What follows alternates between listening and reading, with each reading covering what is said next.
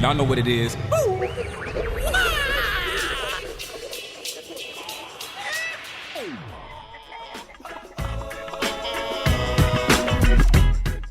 Hey everybody, welcome back to the show. Today's guest is Mark E. Green, author of Activators, a CEO's Guide to Clearer Thinking and Getting Things Done. Mark is a speaker, strategic advisor, and coach to CEOs and executive teams worldwide. He's addressed, coached, and advised thousands of business leaders, helping them unlock their potential and teaching them how to do the same for their teams. His integrity, direct style, and powerful intuition accelerate team performance, distribution of decision-making, productivity, revenue, and profitability. Mark's clients report significantly lower stress, reduced time consumed by business, and vastly improved quality of life. He's a core advisor to Gravitas Impact Premium Coaches and a mentor to coaches worldwide, an active contributor to programs and content for their global ecosystem. So without any further ado, allow me to introduce our guest, Mark Green. Hey, Mark. Hey, Ryan, Mike, great to be with you. Likewise. Thanks for making the time for us.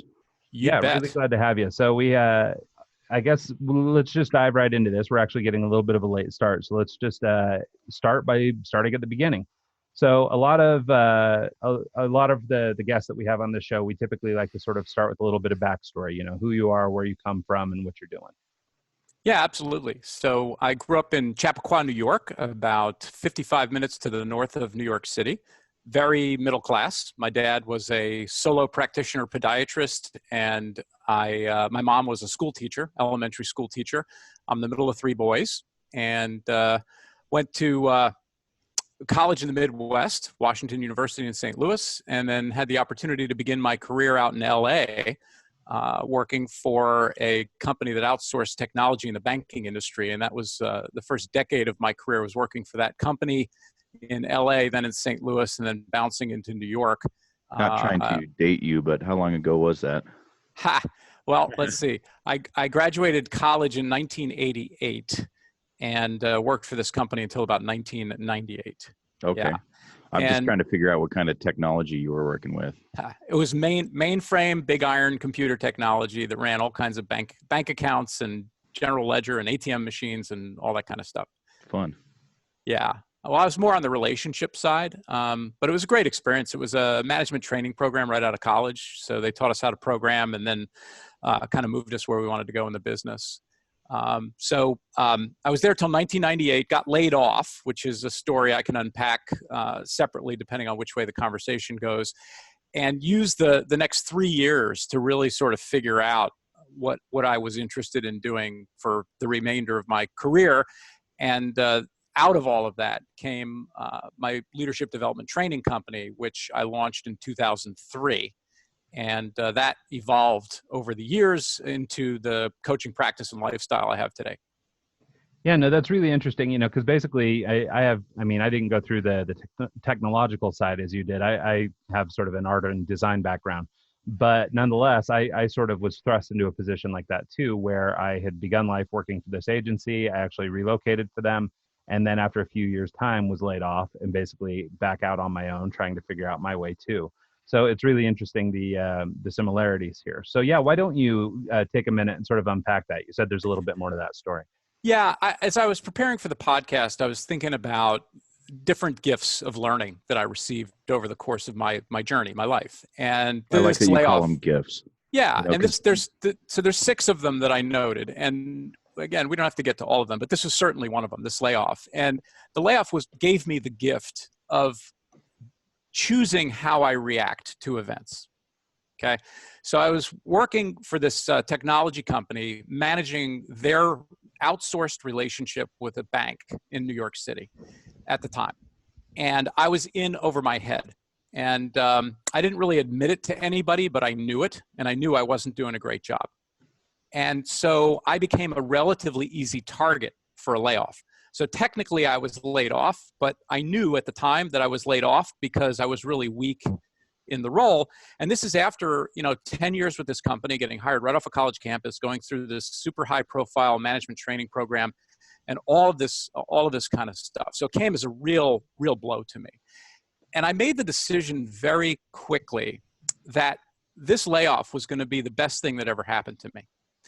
And I even went so far as to articulate that to my boss as we were having the conversation around, hey, you're not going to be here anymore, and here's the package, and here's what we're going to provide you with, and all that kind of stuff. And my parting words were, this may sound strange to you, and I can quote this because I remembered exactly. This was 20 years ago now. I said, this may sound strange to you, but I feel like you just gave me a bouquet of flowers and wished me well for the rest of my journey. Like I just feel like you gave me a gift. Okay. Yeah, I love that. And I chose in that moment, I just had this feeling that it was the right thing, even though I was really hurt. I mean, really hurt and upset. And at the time I had two young kids, and we have three now, but at the time I had two. And so again, it just was a big deal. So I went on from there, and that's where I started to gain experience in the small business world. And without getting into all the details, I worked for a couple of different firms in marketing and sales and technology, and got a really good feel for small business, whereas this other company I had been working for was this giant company. And that all led me to launch my my coaching practice, right? So here's the part of the story that brings it all together. Last year, 2018, 20 years after I was laid off, I received an email from a client of mine.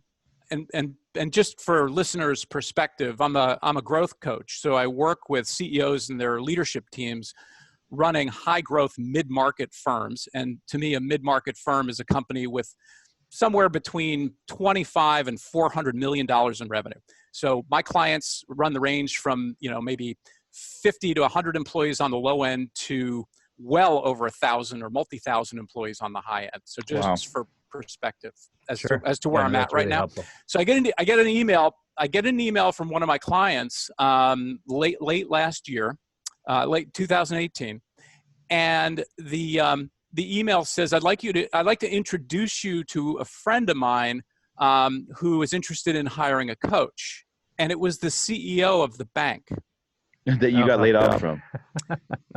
Now, it wasn't the same. It was the same bank. It wasn't the same CEO. So So 20 years later, essentially, I'll close it all out. I was hired to coach the CEO and the executive team of that bank.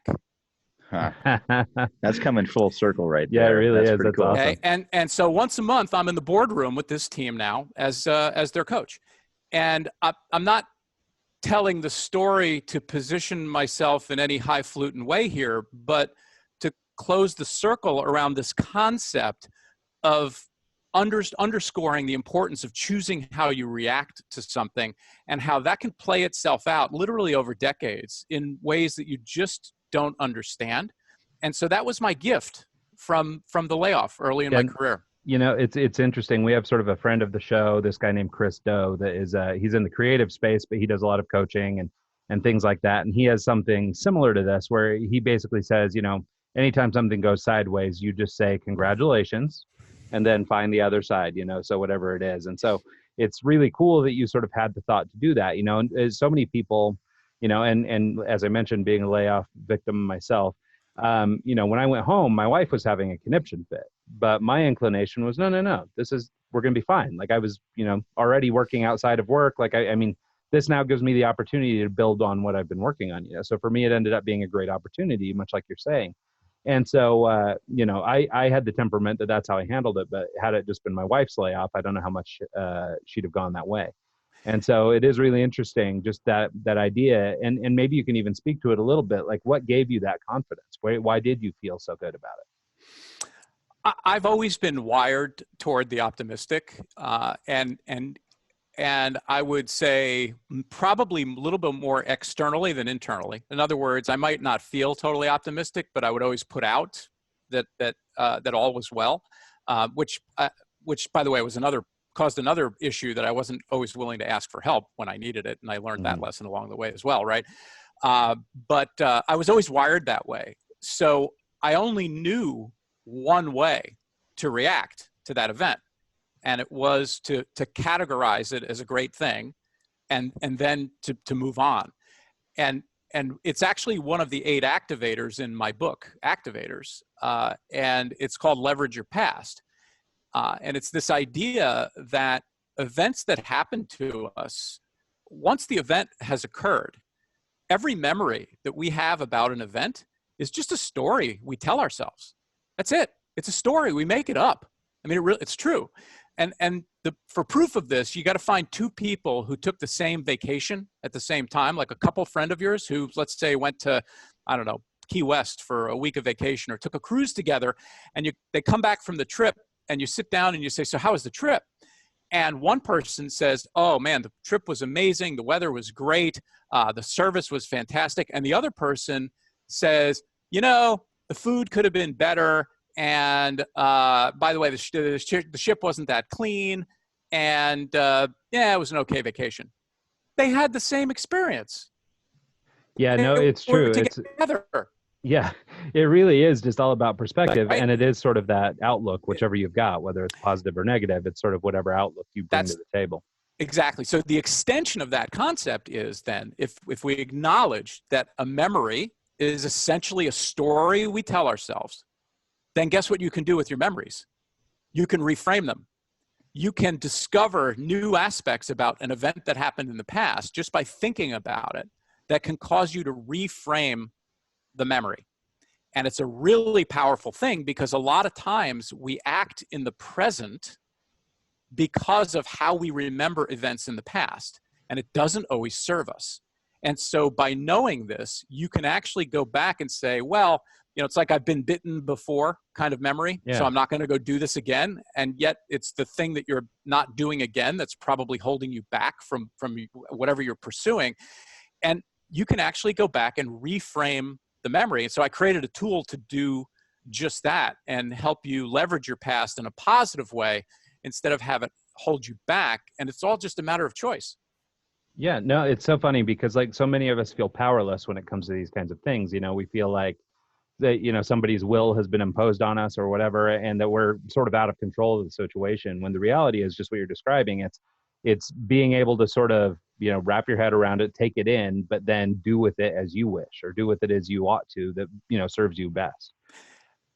Yeah, and an extreme example of this is the college athlete, and there's many of them, so I won't name a name, but the college athlete who was traumatically injured and, let's say, wheelchair bound for the rest of their life in the sport. And this person goes around and they're the most radiant, happy person you've ever seen, and they look at their injury as like just a part of the gift of their life, right? And yeah, true. I mean, if that's not a choice, you tell me what is, okay? And it's the exact same idea, because there's going to be another person who has the same kind of an injury, and it's effectively going to end their life, and that's their choice, right? But it's the same event. So this is a very powerful notion, and the way to start to unpack this in your mind is to slow yourself down and ask, what is it that was good that came from this event that I'm not thinking about right now? Let me just make a list of anything that was positive or good from this event, or let me make a list of anything I learned as a result of this event that's made me a better person. Okay? And if you ask questions like that, you're going to come up with a list of things that's going to start to shift how you frame the memory from this horrible thing into like, wow, I guess, it was bad at the time, but these things came of it. And that's a really, really important shift. So Malcolm Gladwell actually did a podcast. He has this podcast called Revisionist History. I don't know if you know who Malcolm Gladwell is. He's of course. Okay. Yeah. He did one on Brian Williams. The episode's called Free Brian Williams. And for those of you who don't know who Brian Williams is, he's the guy that is a reporter and said he got shot down in a helicopter crash and all that stuff. And when in reality, the people who were flying the helicopter at the time was like, you were on my flight. We didn't get shot down, and it was just it was one of those, Malcolm Gladwell kind of narrated it as like, okay, so Brian Williams has this event, and he's told the story 100 times, 200 times, and over the course of 10 years, he embellishes a little here, embellishes a little here, and he after that period, he can't remember, okay, what's real and what's not. And as he's telling the story, it comes out that his plane crashed. And just as you were talking about this and the frame of mind and how memories work and all that stuff, it brought this episode to my forefront, and I thought about it again. And Malcolm Gladwell is actually defending Brian Williams in this episode. So I would, if anyone's listening to this and is kind of interested in how memories work and how your perspective goes, I would strongly recommend checking out this episode. It's episode 4. It's called Free Brian Williams, and it goes really in depth on how our memories can kind of warp and change over time. And based on our point of view and what we're thinking at the time, you could honestly think that something like that could have happened to you. And I don't know, there's been times when I've kind of tried to relate a story that happened to me, and then I sit back and think, well, that didn't actually happen, or it's memories are weird. And I just would say, go back, listen to that episode, and just check it out. It's really good. Yes. Sorry about that. So I think the point you're trying to make, though, around this idea is that, basically things are more in our control than we think they are. Yeah. And so much of it has to do with our power to choose. And even sometimes when we feel like the power's been taken away from us, the reality is how we cope with whatever situation, good or bad or indifferent, is really our truth, I guess, to use sort of a modern term, this idea of our truth. Sure. It is. And the Brian Williams story is interesting because that's a case where he was actually telling a story. For most of us, we don't tell the story of our memories. We just hear the voice in our head tell us the story. And that starts to take us in the direction of, again, a lot of what prevents us from getting more of what we want. It's this notion that we tend to listen to the voice that's in our head.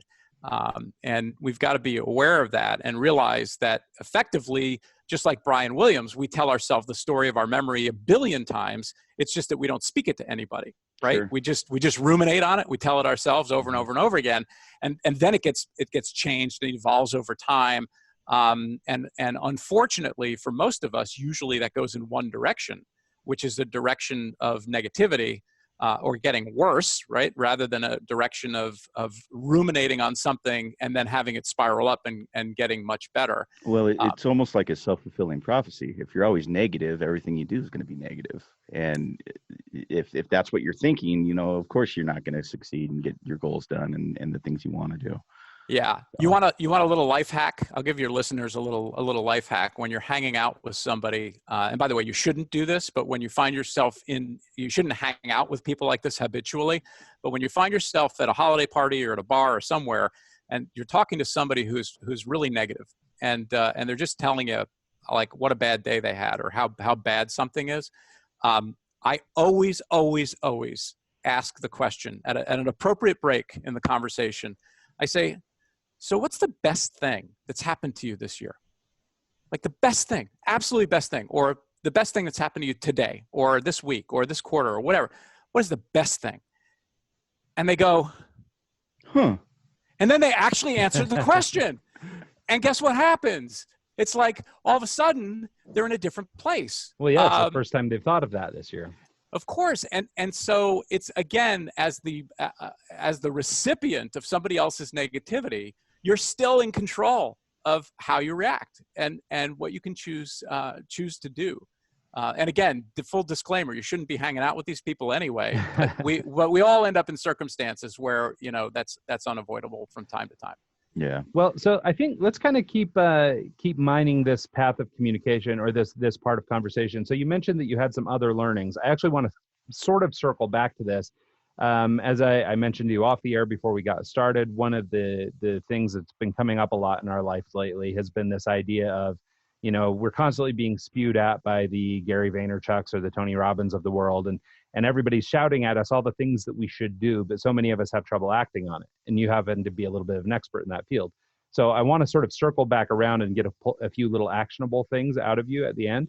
Sure. I think that little trick you just shared is awesome, by the way.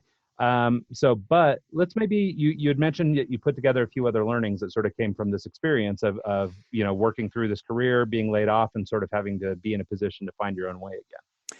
Yeah, so I'll give you my second gift. Was from my grandpa Ben, my mom's father. Fortunately, I was very, very close to my grandparents growing up, and we saw them multiple times a week, and they were a huge, huge influence in my life.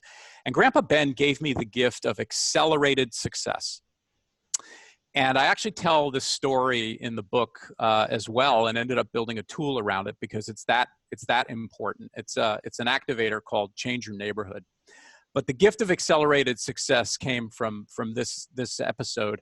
I was married for about 3 years. I was young, in my early to mid 20s, and I was ready to look for my first house with my wife at the time.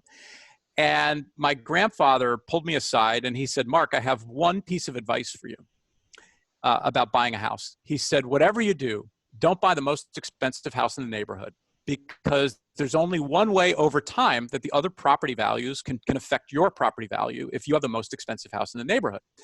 And I kind of thought about it for a minute, and I thought, wow, okay, you know what? That actually makes sense to me. Great, check it off. And I went off on my way, and we bought our first home, and I took Grandpa Ben's advice, and it was great. It was about 10 years later, in a professional setting. I had started my leadership development training company, and I was a part of a national network of trainers. And we met every 6 months for our own development work. We would have these meetings, actually every quarter. Sorry, we met 4 times a year for our own development and training. And I realized one day that I had become the most expensive house in my professional neighborhood. Huh. And that Grandpa Ben was not giving me real estate advice. He was giving me life advice. Because when you are helping others around you, which by the way is a great thing, it's a virtue, but it's because there's no one else around you who's better or more sophisticated or at the next level than you are, then that can only affect your own trajectory in one direction, right? And so it's this idea, the gift of accelerated success, created the concept of the Change Your Neighborhood tool in activators, which is this idea that you should always be looking to upgrade the level of people who are around you in such a way that it makes you uncomfortable. And I even characterize it, I go so far as to characterize it that you're hanging around with the right people when more than occasionally you're putting your ego at risk by being in the room. They're that good. Yeah. They are that good. And we get into these comfort zone networks, where we've been with this group of people for a long time. Could be socially, could be professionally. Professionally, a lot of business owners participate in peer groups or these other groups where they have a forum and they get together periodically and they help each other out. Mastermind groups is another name for this or label for this. And we get comfortable in those groups. And what I have found, especially in my own experience, but also in watching my clients, that we tend not to extricate ourselves from those groups. We just stay there and stay there and stay there, and everybody's kind of at the same place. And what really needs to happen is you need to get out of that and go up and find yourself another group or much more sophisticated people to be around, because that's going to impel you to further success. That makes sense. Yeah, no, I think that's a great idea. Do you have any, just sort of keeping to the spirit of action or being able to take action on something like this?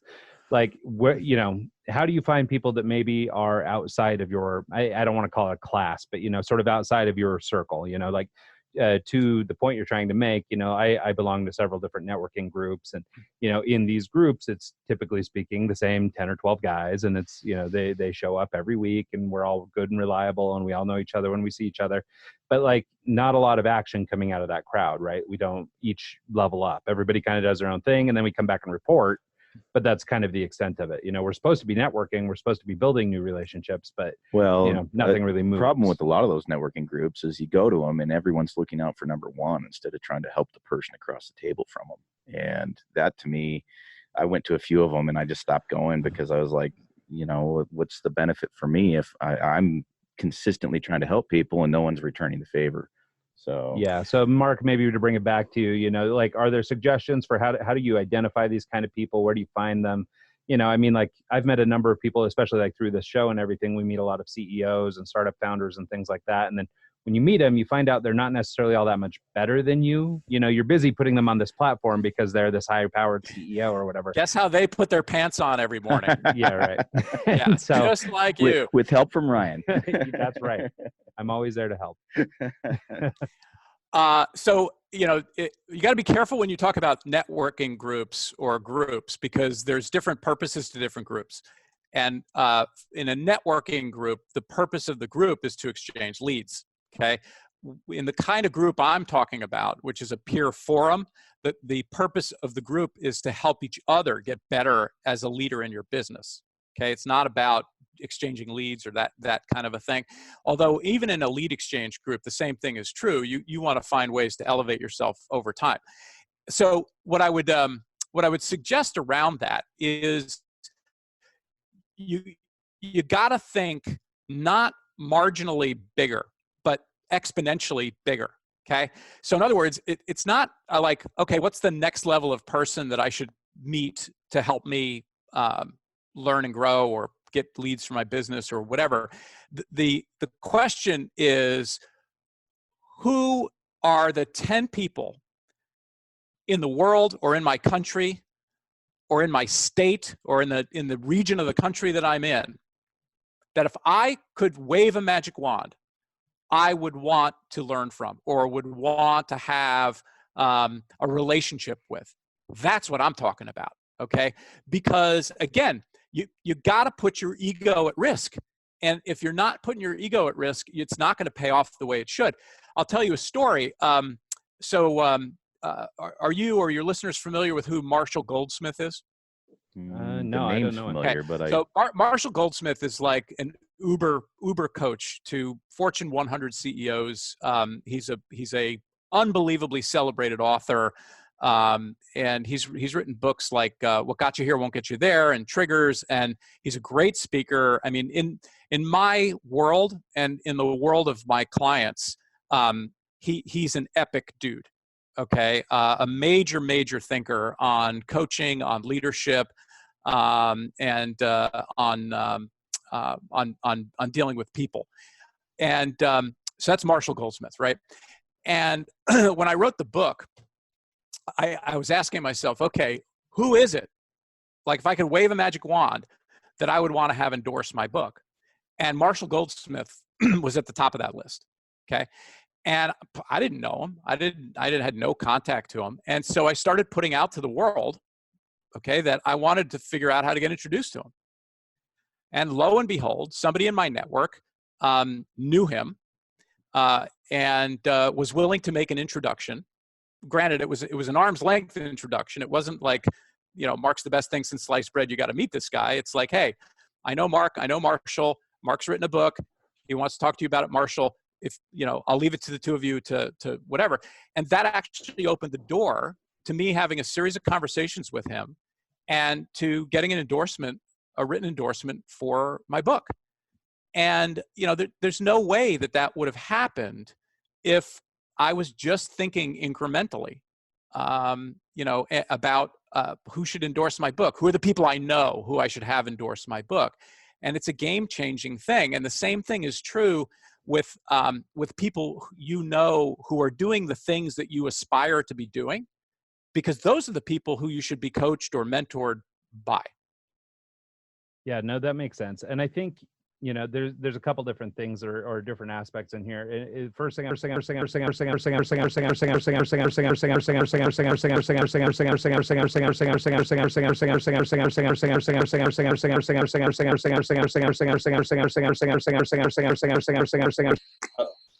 happened? Uh-oh, we lost everything. I'm still here. Okay, you're still here. Can you hear us? I can hear you. I don't have video. Okay. I think we're still going. Actually, we can probably keep recording. Well, your audio is coming from the computer. The sound card switched.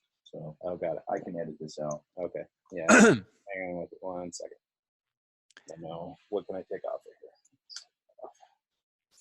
Okay. Sorry about this. Is that the shitty interview alarm? I don't know what it is. I think it was a USB bus overloaded. Oh, all right. Now you're back. You guys are back now, video-wise. Business. Now what's going on with the audio? Is that Just because gotta my go into your sound card and put your settings back on. yeah, because Zoom didn't give up on us this time. This time it was computer It's error. still Yep. Okay. Why am I not seeing the sound card? Did the sound card break? It shouldn't have. It's not popping up on the list. Hey, as long as all this is getting edited out, are we doing all right? Yeah, we're doing fantastic. All right, good. All right, there's the sound card is back, and there's the sound card again. All right, cool. Can you still hear us? You're good. All right, we're going. All right. All right, so I will just try and get back into the conversation I was going on. I felt like I was on a roll. It was taken from me. So anyway, so as you were saying, I think there's a couple different aspects of it that I'd like to sort of unpack. And one of these is this idea of intention, that you're going after something with purpose. This is something I think a lot of people, I think subconsciously, or when you're told that this is what you should do, people go, oh, okay, yeah, that makes perfect sense. I should do that. But this is maybe one of those things, or one of those blockers that you sort of describe in your book and in other places, that is really difficult for people to sort of act on. And so I wonder if you can talk about that. And two, and sort of around that idea is, I suspect that there's a little bit of maybe it's kind of like an imposter syndrome or something. Like for a lot of times, like if I wanted to meet Mark Cuban, like it probably wouldn't even register with me that Mark Cuban's the guy I should email. You know what I mean? Like he would be so out of my range, or so out of my whatever, that I don't even know that it would occur to me to reach out to them. And so I think there's, one sort of segment to dig into a little bit, if you don't mind. Do you want to meet him, by the way? Of course. Yeah, is he in your network? I'd be stoked to meet him. I'd fly out for that. I actually have a client that has the ability to be in touch with him, just Oh, as that's an awesome. aside. Cool. And I've met him. I've met him, by the way. So see, you got to put it out to the world, man. We just did, Like, and then it came right back at Okay, us. so maybe before I have you go, and maybe this, before we go deep on that subject, maybe this is the other thing I'll suggest. So I commonly say this, and I don't know what this is, but I wouldn't consider myself particularly spiritual. But one thing I will say that has been a certainty in my life, and over, as a designer and throughout my career, anytime I've needed work, if I just sort of almost just say it out loud, just sort of like you're saying, put it out into the universe that, God, we really need a project, I got to get some income coming, whatever, like something always kind of manifests. Now, I assume that, if you're a scientist and you're breaking this down, there's some mental decision that's being made that I need to do this, and I'm taking steps to achieve it. But it seems to come as if by magic through just that intention. And so I wondered if you could maybe dig in on that a little bit and talk about how that relates to this subject. Yeah, so there's some really interesting scientific research, social science research around the notion of what we focus on, what we pay attention to, tends to grow in importance to us. Okay, and the classic example is when a friend of yours says, hey, you know what? I am in the market for a red convertible. I'm going to go buy a red convertible. And what's going to happen to you over the course of the next week? Yeah, no, I'm going through that right now. I'm seeing more Okay. Volvos than I've ever. Well, there you seen. go. So you're gonna see a zillion red convertibles, and you think to yourself at some level, like, wow, did I manifest all of these red convertibles? Like, they just they're just coming at me, right? And of course the answer is you didn't. But what's happened is you've created focus, which is increasing the importance to you of noticing the things that are aligned with that focus. And by the way, all this happens unconsciously. Okay, so it's not like you're actually aware of this, and so that's where this idea that if you start putting out into the world this thing that, hey, I'm ready for a client. I need a client. I'm going to have an opening in my portfolio in the next 2 months, and I'm ready to fill it.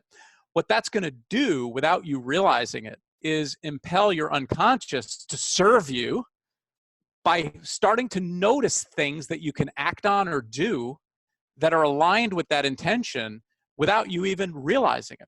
Which, and by the way, the flip side of this, and the the real issue here is, let's say you've got a different belief system, and the thought is, well, it's going to take me forever to get my next client. Self-fulfilling prophecy. Yeah. So guess what you're going to start paying attention to unconsciously? You're going to start paying attention to all the things that are delaying your ability to get a client. Okay. Yeah, no, that makes sense. I've been there. And then that becomes the self-fulfilling prophecy. And so this isn't like woo-woo secret, stuff. It's actually pretty easy to understand mechanisms of the way our brains operate. But when you gain this insight that what we focus on grows in importance to us, it brings us back to why it's so darn important to focus on the right things. And that brings us back to things like purposefulness, or having clear goals, or having a great attitude about things, or choosing how you react to things. And the list goes on and on and on, because what we're doing is we're then priming our unconscious to serve us by elevating the importance of those things. Yeah, no, I think that makes perfect sense. And it's funny because a lot of the things that you're sharing, and honestly, it's a lot of things that you hear if you run around YouTube and you look around for motivational peeps. We covered the car bit, like, think of a car you want to buy and all of a sudden it's there. We talked about that with Damien a few weeks ago. Yeah. Not the same thing. It's really interesting. And so I think, oh crap. I threw you off. Sorry. Can I tie this into a business application? I would Sure. love that. Yeah. So I tell my clients this all the time. The number one role of a leader is to call people's attention to what's most important. That's it. That's all you need to know. Okay. What do I mean by that? Well, why do we have a strategy for a business? Because it's decisions that determine what's important to us, right? Why do we have core values? Because it's what's important to us. Why do we have goals and priorities? It's what's important to us, right? Why do we have procedures or a policy or any of the things we do, right? It's because we're transmitting what's important to us. And this is another extension of the red convertible conversation. Because if, as a leader, I am very, very good at communicating what's important to me in the form of strategy, clear objectives, clear values for the organization, like all of these things that are crystal clear, it's priming everybody in my organization to unconsciously be on the lookout for those things and to be acting in accordance with those things. So Okay? how do you, as a, as someone as a leadership role, define what's important for the business? Is it all based off of, spreadsheets and data, and then try and hone in on that? Or is it just gut feelings and kind of, especially in the early days, I bet there's not a lot of data to kind of go off of to, we need to change this. You've only been in business for 2 months. How do you know? That's usually how it starts. There's a big continuum of that, and frankly, there's no right answer. You start where you are, and then over time, you want to get more rigorous as you go and be more data driven as you go. And I've worked with clients over the years at every point on the on that continuum. But you can only operate at the level and sophistication of where you are, not where you wish you were. And then you need to grow into it over time. Okay. Yeah, I think that makes sense. And by the way, hire a great coach. That's another way to get help with that. Sure. Cool. Okay, so let's circle back around. Like I say, this stuff is like gold. So I want to keep working through this list of these gifts that you've received as a part of this backstory. However, as we get a little longer in this thing, like I still want to turn it around. So let's rock through a couple more of these, and then we can maybe delve into some sort of action items. All right, sure. So we'll stay on the theme of purpose, if that's okay. Sure. Purposefulness, and I got the gift of purpose from my father. Okay. Unfortunately, posthumously, but I did. So my dad passed away in October of 2000, and we on the day of his funeral, we were in the house with my mom and my brothers and all of our family and friends, and we had this, giant spread of food, and it was after the funeral, and everybody was kind of talking and remembering and all of that. And he, by the way, he died suddenly, so it was unexpected. And I was standing with a small group of my friends near the front door of my parents' house, and one of them asked me, he said, "Mark, what was your dad really like?" Because he didn't know. These are adult friends, not friends I grew up with. And I thought about it and took a breath and was about to speak an answer when the doorbell rang. And we were closest to the door, so I walked over and opened the door, and the UPS man was standing there in his uniform, but oddly he didn't have a package. And so I opened the door and I said hi, and he said hi. He said, "I just want to let you know, your father was a really, really great man." What was the experience with the UPS? Oh, wait a minute, Yeah, right? Like literally, so you can imagine me on the day we buried my dad, answering the door and having the UPS man say this to me. And he went on and said, in the summer, he would always offer me a cold drink and want to see how I was doing. And in the winter, he would always offer me a cup of tea or a coffee or a cookie or something, because he really cared. And he leaned in and he said, "Nobody does that, but your father did. And I just want you to know that." Huh. And so I invited him in. I said, "Look, I'm sure my father would appreciate you being here." And he said, "No, I gotta go. I gotta continue on my route." And so I closed the door, like tears streaming down my face. And my friends are standing there, having witnessed this exchange. And I said, "That's what you need to know about my father." Huh. And so my father had a sense of purpose. His legacy, okay, what he was remembered for was that he took care of people. And as I took this episode and kind of thought back over his life and my experience with him, it was always that. He always was other-minded, right? Always had other people, took care of people. And it underscored this idea of having a purpose of because, ultimately there's going to be nothing left of us. Mm-hmm. And what's going to be left of us is what other people remember of us, or what kind of work we leave behind. And we can actually control that. And so my father gave me the gift of purposefulness.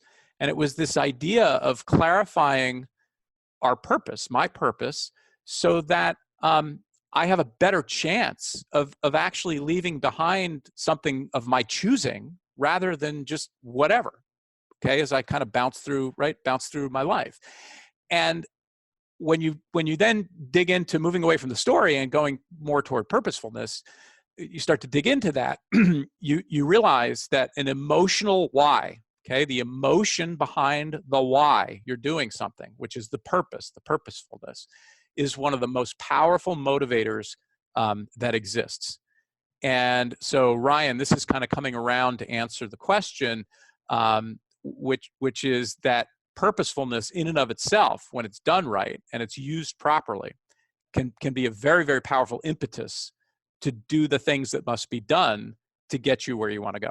Is that based off of like your core values for the business or the mission statement? Is that kind of honing in on your purpose, or is it, because I've been working with a coach recently the last couple months, and he's been working on this kind of stuff with me. And it's very helpful to have a target to aim at. Like when you have an idea of exactly what you're trying to work on and what your goals are, is right now it's more on a personal level, and we're kind of working on the business itself. And having that target, that thing to throw at, and the goal and the objective to go for it, it's night and day. It changes everything. Yeah. And it's funny how I've been doing this for 20 years and finally figured that out. But thank God you're getting it now, right? I mean, that's the gift. Better Well, better now than never, right? I think for me the biggest problem is I'm a habitual solopreneur. Like I've never had partners. I've never had people I've had to work with. It's always just been me doing my thing. And getting into an environment where I have to talk to people, I have to work with other people, I have to do, you know, stuff that comes with owning a business and managing people. It's changing things, and it's kind of cool, but scary as hell at the same time. Yeah. So to go back and answer your question, purpose usually comes from the entrepreneur. It's not the purpose of the business usually is the purpose of the entrepreneur. Okay. And it's got to be aligned. So it's not like you sit a whole bunch of people in a smoky room and they discover the purpose of the business that they're running, because there's actually not any emotion behind that.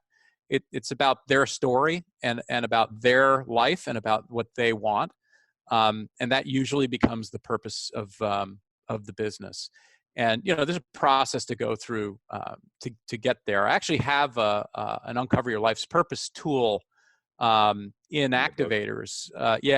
So all the tools and assessments from my book Activators are available for free download in writable PDFs on my website, which is activators.biz. And so like the Change Your Neighborhood tool, the Leverage Your Past tool, the Life's Purpose tool, the things we're talking about here, these tools are actually available for free download on the website. Of course, I'd love you to buy the book, which you should do, or get the Audible version and listen to me. It's Amazon. The whole 9 yards. Kindle, a soft cover, and Audible. Yeah. Can we kind of break that down? Writing the book, what made you decide to do it? How long it took? Have you written any other books?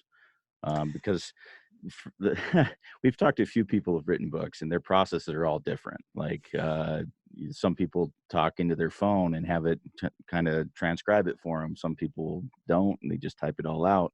How was your process? Yeah. So let me answer this question, and then we're going to go back to Ryan because I want to make sure I give him what he's looking for. And I got it. I got it ready. I'm sorry. I'm sorry. Chopped liver over here. Yeah, that's all right.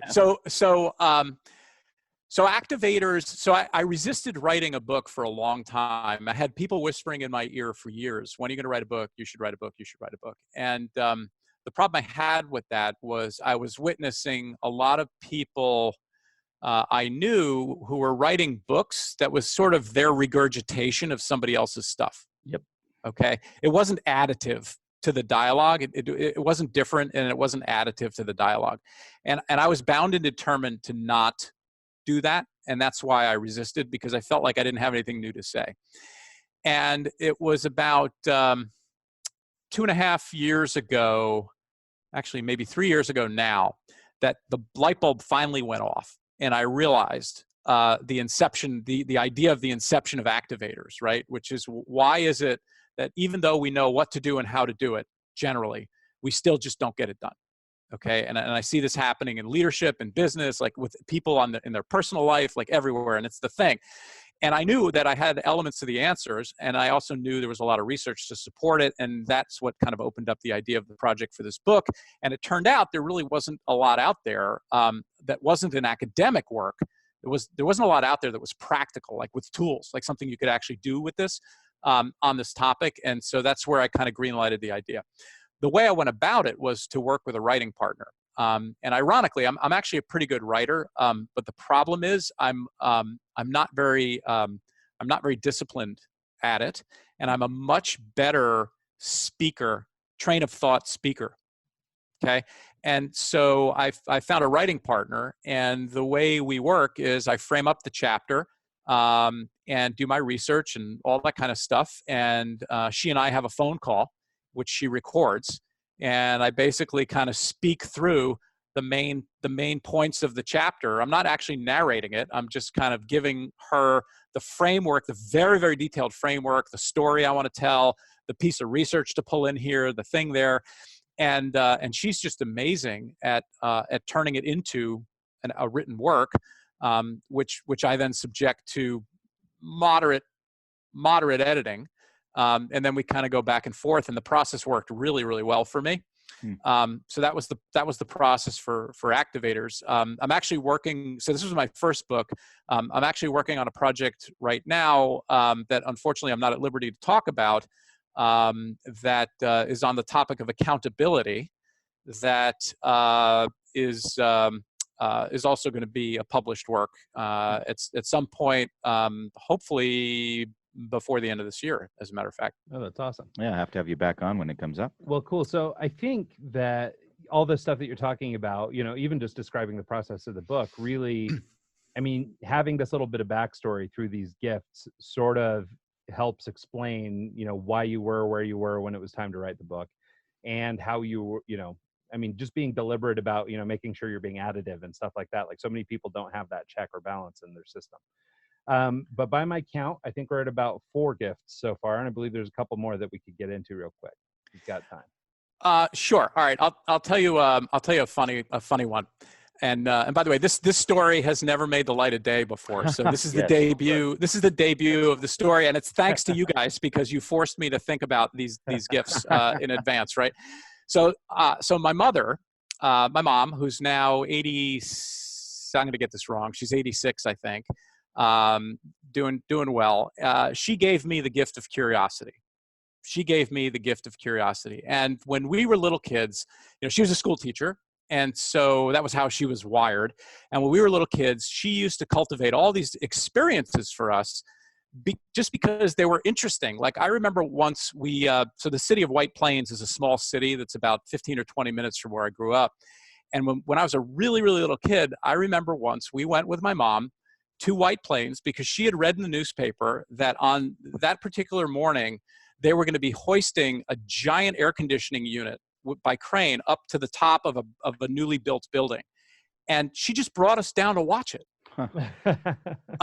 For no reason other than it's interesting and it's not something you would normally see, right? So there was always curiosity. She was always taking us to shows and to things. And so the funny story, the funny story is, so when Saturday Night, this is really going to date me, by the way. So when Saturday Night Fever came out, think like mid 1970s, John Travolta, right? I was probably 11 years old, and my older brother Ron was probably 14.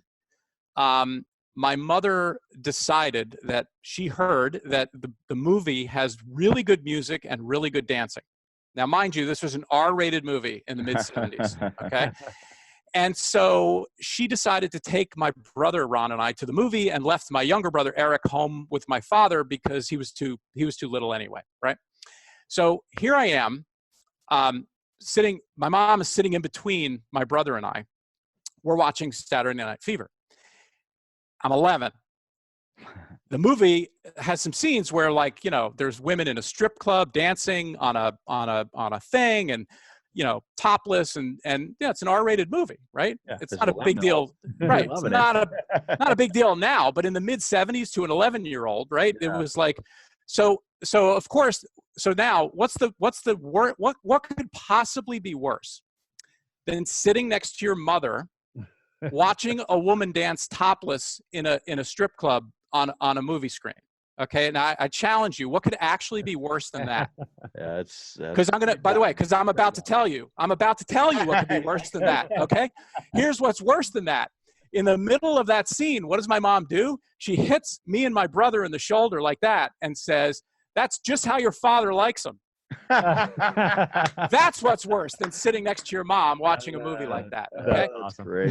But again, we were there because of her willingness to expose us to things and this cultivation of curiosity and having experiences. And so my mom gave me the gift of curiosity, which, by the way, makes me an awesome coach, because all I do is sit around and ask questions all day. Because that's usually what kind of opens things up for people, or causes people to shift off a position or see something in a new light. And I really trace that back to growing up with my mom. Yeah, no, that's awesome. That's a super funny story. I'm glad you shared it with us. So, and super awkward. I feel bad for a younger you. So, but nonetheless, that's I turned out okay, but you know. yeah, everything worked out okay. And this is a fun one to bring up every now and then, I'm sure. So, okay. So are there any other gifts that you'd like to share, or should we transition into, No, let's round it out. Cause what I'd like to do is share with you a few techniques, around how to change your behavior.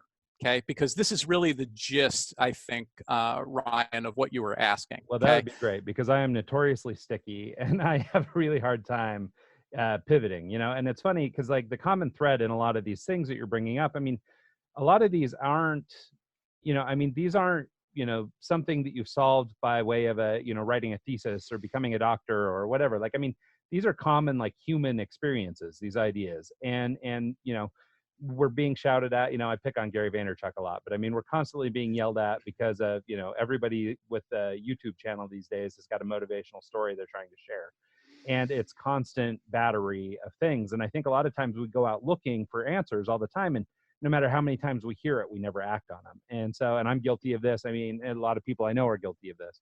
And it's also, a tool or a thing that I'm trying to overcome myself just personally in different projects that I'm working on, being able to hear instruction and then move on that instruction. Because I think that there's some sort of invisible barrier or some sort of trepidation or something that keeps us from hearing something, then doing something if we've never done that before. Like, we just don't have the experience of walking that path. So even though he says that's the path, why won't we go down it? And so I think it's really interesting how all these gifts play pieces and parts of that, as if it's like an orchestra or something. And these are all people, each of these different aspects of your life in this situation are contributing to this, and having all of these things in your arsenal will allow you to take action. Yeah. So you just tripped over a coachable moment. If I can bring you back and ask a question, you said we're looking for the answers, right? And my question is, where do we tend to look for the answers? Well, it seems to be YouTube these days, but it's always elsewhere. It's never inside. Yeah, it's always there you go. And where should we be looking for the answers? And the answer is in the mirror, right? And so it's that's the fallacy of all the stuff that's going on out there. Because, and again, it's why I wrote this book, because we know what to do. We know what to do. I mean, I do this with when I speak to a room full of CEOs. I'll play this out for them, and I'll say, I'll pick somebody up in the front row, and I'll say, hey, look, if I told you that in 24 hours tomorrow morning you need to give a half an hour presentation on how to create an awesome strategy for your business, and I told you that in the next 24 hours you could use any resource at your disposal. You could use the internet, you could call people on the phone, anybody any book you can access, like whatever, and all you need to do is teach how to do great strategy in 24 hours for 30 minutes to a room full of CEOs. How do you think you would do with that? And the answer is always, oh, I could totally do that, right? And of course, that's the moment that I sort of virtually grab them by the collar and shake them and say, well, then how come you don't have a strategy in your business, right? And it's like, it's because it's all there, it's not here, okay? And so as we get into this behavior change stuff, it's really important to acknowledge that looking for the answer out there is a fool's errand. It is a fool's errand. You already know everything you need to know. You got to look in here, and you got to become a student of how your mind works and how we behave as humans, okay? Because that's ultimately the key to getting rid of anything that's in your way. That's the thing. So let's talk about behavior change here a little bit. There's two ways to change your behavior. You can think your way into being, or you can be your way into thinking. Now, let's start with think your way into being. You've heard, I'm sure, of affirmation, right? Or positive thought, you repeat to yourself, right? So this is this idea that, if I think enough of the right things repeated over time, I will then embody those things and be able to do the behaviors that are associated with those things, right? That's kind of the think your way into being mode of behavior change. So there's good news and there's bad news. The good news is it actually will work. Okay, it actually will work. The bad news is it takes a lot of energy, a lot of discipline, and a lot of time for it to actually work. Okay, which brings us to mode number 2, be your way into thinking. The good folks at Nike, loud and proud there, Ryan, on your shirt. Represent. So there you go. The good folks at Nike say, just do it, right? And that's what be your way into thinking is. It's this idea that if you just do the behavior, okay, and you do it repeatedly over time, you will come to think in the way that you need to think that will then make that sustainable. Now, for those of you playing along at home, you might be the little voice in your head. Remember, the voice is probably saying, "Whoa, whoa, whoa, whoa, whoa! What if I don't know how to do the thing? What if I'm like really intimidated or scared by the thing? What if like da da da da?" I'm not saying it's easy. Okay, I'm not saying it's easy, but if you do the thing and you screw it up, and then you do the thing again, and you screw it up, and you do the thing again, and you screw it up a little less, and you do the thing again, and you screw it up a little less, you start to get into a mode of accelerated learning. This gets to, again, what happens inside. It's accelerated learning, and you will very rapidly get over the curve and then adopt the mindset because you will have been successful at doing that thing. The other benefit of this process is you actually get results a lot sooner because you're not waiting months for some magic moment to occur when you can pick up the phone, okay, and ask for Mark Cuban, but rather you start picking up the phone today, okay, and you start that process today. And so it's a very, very important thing. And so then the question is, all right, well, so how do I start to be my way into thinking? The easiest way is you find somebody who does what you want to do. Find somebody who does what you want to do. So if you know somebody who, let's say you want to get better at cold calling and sales. It's a great example, okay? Great.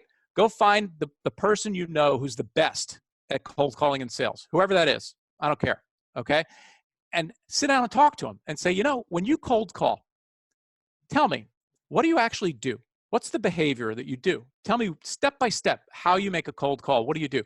And then tell me, before you start cold calling, what's on your mind? What are you actually thinking about? When you're dialing the number, what do you think about then? And when the phone is ringing, what's in your mind that you're thinking about? And while you're on the phone with somebody, what do you think? And when you get rejected, what do you think about? Okay, and then what do you do next? Okay, and if you really get the information of how an expert handles themselves in the behavior, and again, it's not just well, of course, I dial the phone, that's the behavior, and then I read my script, that's what I do. That's not the answer. The answer is what's going on inside that's going to give me the insight into how a great cold caller thinks, not what they do, okay? You need the do, but you need the think too, right? And Sure. that's the most straightforward way to then roll up your sleeves and actually start doing the behavior. And if you think about it, how did you learn how to ride a bike? You did it. You didn't write affirmation cards and sit around for 6 months and say, You I'm put on a the two-wheeler. training I can be on a two-wheeler. I was going to say, in my defense, I did try that. It wasn't effective. Eventually, There you I go. had to do it the other way. There you go. So be your way into thinking is a great behavioral technique that just sort of dispenses with all the BS and gives you a very straight path. And again, we're relying on the knowledge of an expert. Kind of sounds like Change Your Neighborhood a little bit, right? Because that pattern is in this conversation here, that the same old people don't necessarily get you different results. So the other behavior change technique I want to share with you is this. There was a study done in Germany in 2001 where there was a group of people who were in a drug rehab facility, and they were getting ready to graduate the facility and go get jobs, okay, productive jobs in society. And the researchers came in on the day that they were supposed to write their resumes as part of the drug rehab program to get ready to get jobs. And they took the patients in the rehab and they divided them into two groups. One group, they said, look, you got to get your resumes done and turned in by the end of the day today. The other group, they said, what we want you to do is take this piece of paper and write down on the piece of paper, when I finish my lunch today, then I will work on my resume. And by the way, we want you to get your resumes in by the end of the day today. That's it. That was the only difference. Okay. They wrote down, when I finish my lunch today, then I'm going to work on my resume. Okay. Here's the amazing thing. 0% of group number one handed in their resumes at the end of the day. That's probably not a big surprise, right? Sure. Okay. Would you like to hazard a guess as to what percent of group number two handed in their resumes? I'd say above 80. 80, exactly. 80. Now, by the way, the only change was giving them a time frame to go off of, right? Was saying no, hey, having them write down what's called an if, when, then statement, Oh, and okay. that's the hack. But the amazing 80 is remarkable. Yeah. It's not like going from 0 to 40%, which would have been impressive, or 0 to 60%, which would have been really impressive. 0 to 80%? Are you kidding me? That's astoundingly impressive. By changing Okay. one thing. Yeah, astoundingly impressive. And so the insight here is this construct of if, when, then. And, Ryan, it gets back to this idea of intentions, creating an intention for something, okay? And the if, when, then statement is very, very powerful because it is us making a commitment to ourselves in writing. Okay, so for example, let's bring this into day-to-day life. You're on a diet, you want to lose weight, you're going out to a nice dinner, you're bound and determined not to order dessert, but every time you go to a restaurant, you always order dessert, okay? And so what do? You write an if, when, then statement that says, when the waiter asks if I would like dessert, I will reply no and ask for a cup of coffee. Okay? Because you already prepared mentally for not doing it. And again, what that does is none of these things are foolproof, but if you look at the data, it stacks the deck in favor of you then choosing to behave consistently with your commitment to yourself. And that's the insight here that's really, really powerful. And so that's the behavior change technique that, again, for the thing that you should do that you can't quite seem to do, there's two things I would recommend based on our conversation today. One is uncover the real purpose of why it's important to you. Okay? Uncover the real purpose. My wife and I, about 3 years ago, just over 4 years ago now, actually, wow, almost 5 years ago, decided we were going to completely change our lifestyle. We were both not in great shape. We were both a little bit overweight, actually quite a bit overweight. Fortunately, physically, we were both fine. There was no event or emergency that happened, but we just, drew a trajectory line of our lives and said, not where do we want to be in 5 years, but where do we want to be in 30 years or 40 years? And the trajectory line was not good based on where we were then. And so we made this commitment. And the first thing I did was uncover the real purpose. And my wife and I have a beautiful lake house. I live in New Jersey. We have a beautiful lake house down in Virginia. And I created this kind of vision in my mind of this idea of a long lake life. Okay, this idea that we want to be healthy and vital and happy and active for like a long freaking time together. Okay, and I kind of branded that the long lake life, LLL, right? Mm-hmm. And that became my purpose. Like that was the purpose, not my life's purpose, but the purpose of my physical transformation. Okay. And that was super, super powerful. So if you want to change something that's hard, first define the real emotional why. Okay. Not like, oh, I have to do this because the doctor said I have to do this, or I should lose weight. That's why. There's no emotion there, right? It's got to make your skin tingle. You got to get goosebumps, right? Get the hair on the back of your neck standing up, or it makes you want to cry. Like this long lake life concept for me used to make me almost cry. Okay, it was that powerful for me. And then use a technique like an if, when, then statement, okay, to actually start the process of, in small steps, changing some of your behaviors. And start small. Don't start big. Mm-hmm. It's micro goals, Okay. Because what will happen is you will build momentum and then be able to take bigger chunks as you go from there. And so, Ryan, I hope this is addressing your question in terms of putting a couple of pieces together from the conversation today into a very clear, here are two things that you can do in combination that can have a powerful effect on helping you do the thing that you know you should do, but you're just not doing it. Yeah, no, I think that was really great, and put a nice little bow on this whole thing because, like I said, I mean, personally, in trying to develop my business, I had come off a more recent layoff off of a large consulting gig, and basically was put back into a situation where my wife said, basically, you have to make this business work. We're tired of being at the whim of every ad agency, so you're not going back to work for them. You have to make this work. And that pushed me into a trajectory that sort of changed the way that I do business now, and the way that I think, and the way that I communicate, and all these different things. And we're still working on it. We're fixing a lot of sins of the past, but we're working through it. And so as I'm doing this, looking outward, because what would I know? I'm too insecure to believe that I have it inside.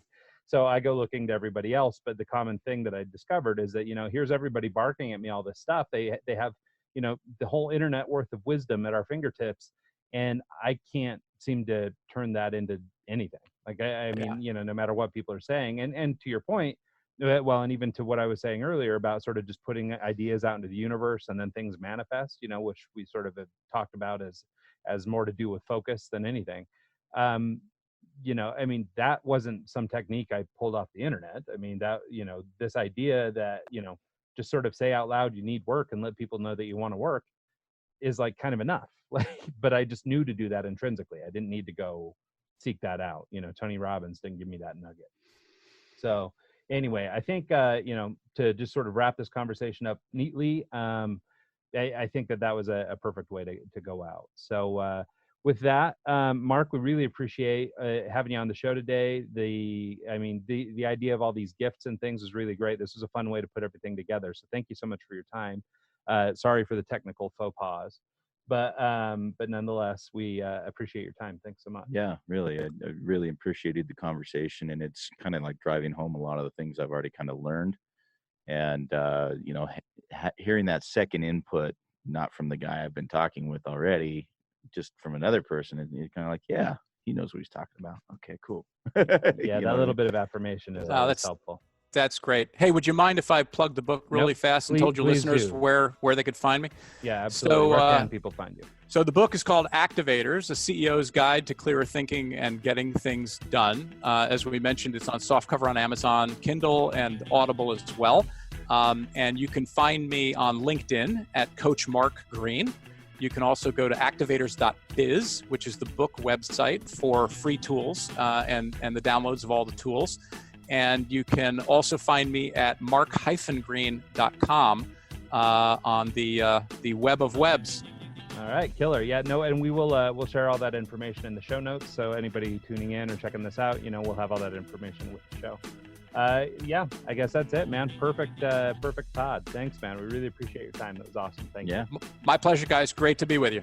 Stay in touch. Have a great night.